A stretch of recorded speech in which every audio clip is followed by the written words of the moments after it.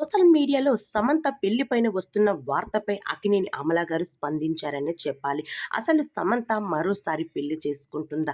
నాగ చైతన్యను ప్రేమించి ఎంతో అంగరంగ వైభవంగా పెళ్లి చేసుకుంది. అయితే తనతో 3 నెలల ముచ్చటగా మార్చేసుకుంది తన జీవితాన్ని. అయితే ఇప్పుడు రాజ్ అనే మరో వ్యక్తిని పెళ్లి చేసుకోబోతుందా? అయితే సోషల్ మీడియాలో ఈ వార్తను చూసి నేను షాక్ అయ్యాననే చెప్పాలి. ఎందుకు అంటే ఆల్రెడీ రాజ్‌కి పెళ్లి అయ్యిందన్న సంగతి తెలిసిందే కదా! అసలు తన భార్య ఇలాంటి వాటికి ఒప్పుకోదు.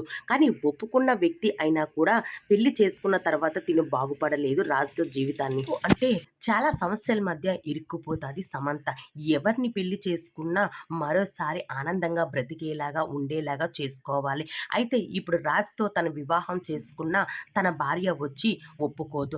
కానీ అలాంటప్పుడు సమంత ఎందుకు ఇలాంటి తప్పుడు నిర్ణయాలు తీసుకుంటుందో నాకు అర్థం కావడం లేదు అంటూ చెప్పుకొచ్చింది అమల గారు.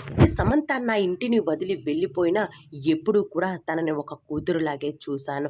కానీ ఇప్పుడు కూడా తను ఎక్కడున్నా ఆనందంగా ఉండాలి, బ్రతకాలి. నాతో ఉన్నంత సేపు చాలా ఆనందంగా ఉంది.